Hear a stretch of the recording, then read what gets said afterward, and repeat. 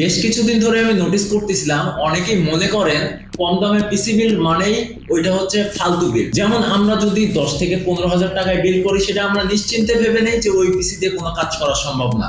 আবার যদি আমরা একটু মিডিয়াম সেগমেন্টের বিল্ড করি 40 থেকে 50,000 টাকা, আমরা ওটা মনে করি মিডিয়াম সেগমেন্টের বিল। কিন্তু আমরা একবারও ভাবি না যে যাদের বাজেট কম তারা কি করবে। হ্যাঁ, ঠিক সেই কথা খেয়াল রেখে আজকের এই পিসি বিলটা আমার করা। আজকের এই বিল্ডে আপনারা মাত্র 40,000 টাকার মধ্যে একটা গ্রাফিক্স কার্ড সহ একটা টোটাল গেমিং সেটআপ বিল্ড করে দেখতে পারবেন। তাহলে চলুন এই অকল্পনীয় এবং অসাধারণ ভিডিওটা শুরু করা যাক। এই ভিডিওটা একটু লম্বা হতে পারে, শেষ পর্যন্ত দেখতে থাকুন, কারণ কিছু অসাধারণ টিপস এন্ড ট্রিক্স এই ভিডিওতে হয়তো থাকতে পারে। প্রসেসর হিসেবে রাখতে পারি AMD Ryzen 3 X450, base 3.8, boost করলে 4.0, 4টা কোর এবং 8টা থ্রেডের প্রসেসর। এটা 3200 মেগাহার্টজ RAM সাপোর্ট করবে DDR4 এ। ক্যাশ মেমরি 6 MB, টিডিবি রয়েছে 46 থেকে 65 ওয়াট, বাট অ্যারাউন্ড 100 থেকে 105 ওয়াট পর্যন্ত যেতে পারে। সমস্যা হচ্ছে নাম্বার অফ চ্যানেল ডুয়েল, মানে দুইটা RAM ইউজ করলে মাচ বেটার পারফরম্যান্স পাবো। ওয়ারেন্টি 3 বছর, ওই তো বরাবরের মতো স্পেকটা প্রায় সেমই হয়, বাট আনকমন একটা কথা হচ্ছে এই প্রসেসরটা যদি আপনি কম্পেয়ার করেন Ryzen 5 5600G এর সাথে, তাহলে টোটালি ম্যাচ করতে সক্ষম। শুধুমাত্র স্পিডের তফাৎ আছে, এইটা আপনি তখনই বুঝবেন যখন আপনি হাই এন্ড ইউজার হবেন, মানে আপনি সবকিছু একবারে থিওরি হিসাব করে বুঝবেন, তখনই আপনি এই জিনিসটা ভুল ধরতে পারবেন। এছাড়া আমরা যদি জেনারেলি ইউজ করি তাহলে কোনো দিক থেকে তফাৎ ধরার মতো উপায় নেই। প্রাইস 9,000 টাকা, ওয়ারেন্টি 3 বছর। আর প্রাইসের বিষয়ে একটা কথা আমি বলে দেই, যেটা অনেকে আবার কমেন্ট করে জানায় যে প্রাইস এত কম কেন আপনাদের কাছে। বিষয়টা হচ্ছে আমরা যখন একটা পিসি বিল্ড করি তখন আমরা ওই সকল প্রোডাক্টের প্রাইস কমায় একটা ডিসকাউন্ট প্রাইসে নিয়ে আসার ট্রাই করি, যে কারণে আমরা সকল প্রোডাক্টের প্রাইস কম ধরি। বলছিলাম যে কম দামের পিসি আমরা এখানে বিল্ড করতে যাচ্ছি না, আমরা হাই এন্ড পিসি বিল্ড করবো, বাট বাজেট থাকবে কম। সো মাদারবোর্ডটা ওই হিসাব করে আমরা রেখেছি ASUS Prime A520M। বাজেট আরো কমাতে পারতাম, অন্য মাদারবোর্ড নিতে পারতাম, কিন্তু ওই যে ASUS তো ASUS, রিপাবলিক অফ গেমার। পোর্টসের দিক থেকে একটা ডিসপ্লে পোর্ট, একটা HDMI পোর্ট, একটা ডিসাপ পোর্ট আছে। এমন একটা মাদারবোর্ড দেখলাম যে এই বাজেট সেগমেন্টে 3টা আপনার ডিসপ্লে আউটপুট দিচ্ছে, আবার এখানে ডিসপ্লে পোর্টও আছে।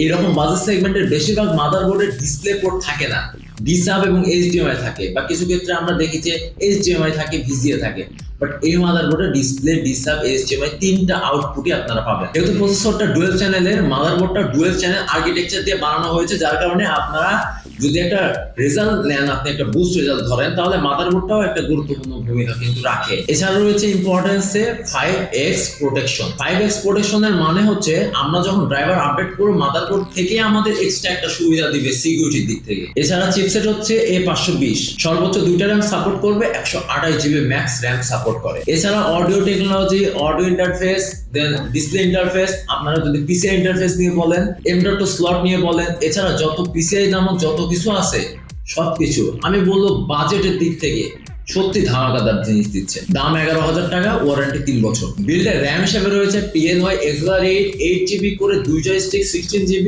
8GB gaming stick. এটা একটা 3200 মেগাহার্টজের RAM। হিটসিঙ্ক যেটা দেওয়া আছে এর মধ্যে, হিটিং বলা যায় যে আমরা যদি একটু লং টার্মে কাজ করতে চাই, মিন্স আমরা যদি একটু হার্ড কাজ করতে চাই, পিসিটাকে একটু হার্ড প্রেসার দেই, তাহলে র্যামটা ওভার হিট হওয়ার চান্স আছে। যদি এই হিটটা কমাতে পারবেন আপনারা, একটা উপায় আমি বলে দিই, সেটা হচ্ছে এমন একটা কেসিং নিতে হবে আপনাদের যে কেসিং এর এয়ার ফ্লোটা ভালো হয়। মিন্স এয়ার ফ্লো যদি ভালো হয় তাহলে র্যাম কেন, আপনার যদি প্রসেসরে যে ওই কুলারটা থাকে, ওই কুলারটাও দরকার নাই ওই প্রসেসরটা ঠান্ডা করার জন্য। সো এই জিনিসটা একটু খেয়াল রাখবেন।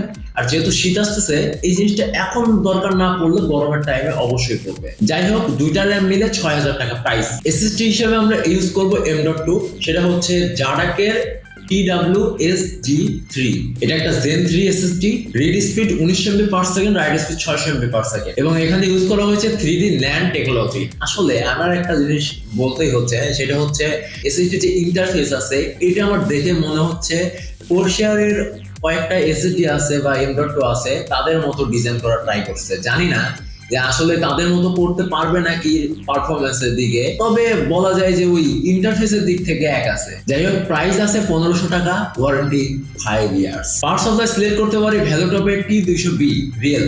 এটা মডেলই হচ্ছে real, but power supply performance কিন্তু রিয়েল। 200 ওয়াটের একটা পাওয়ার সাপ্লাই। ভ্যালুটপের পাওয়ার সাপ্লাই গুলো টুকটাক ভাবে ভালোই হয়, যদি একটু দামি পাওয়ার সাপ্লাই নিতে পারেন তাহলে আপনারা ভালো পারফরমেন্স পাবেন। কিন্তু যদি ওই যে কম দামের পাওয়ার সাপ্লাই নেওয়ার ট্রাই করেন, তাহলে আপনার মতো হাল ওই যে ইয়ের মতো হবে, কি বলে, দামি পিসি বিল্ড করছেন কিন্তু ওই যে কম দামের পাওয়ার সাপ্লাই নিয়েছেন আর পিসিটা চালাতে যায় আর কিছু বললাম না। এটাতে এফএনসি রয়েছে প্লাস মাইনাস 85%। এছাড়া পাওয়ার সাপ্লাইয়ের সাথে দুইটা SATA SSD লাগানোর জন্য পোর্ট আছে। আর এই পাওয়ার সাপ্লাইয়ের যে কেবল সেটা লং কেবল, সো আপনারা যদি কেসিং ওই বড় কেসিং হয় টেনশনের ব্যাপার নাই, এটা ওইভাবে চালাই নিতে পারবেন আপনারা। এছাড়া প্রাইস আছে 1200 টাকা, ওয়ারেন্টি 2 বছর। এখন আসে ফাইনাল বিষয়, সেটা হচ্ছে আমাদের সেই কাঙ্ক্ষিত গ্রাফিক্স কার্ড, অনাকাঙ্ক্ষিত, অকল্পনীয়, অতুলনীয় কম দামের একটা বেস্ট কার্ড।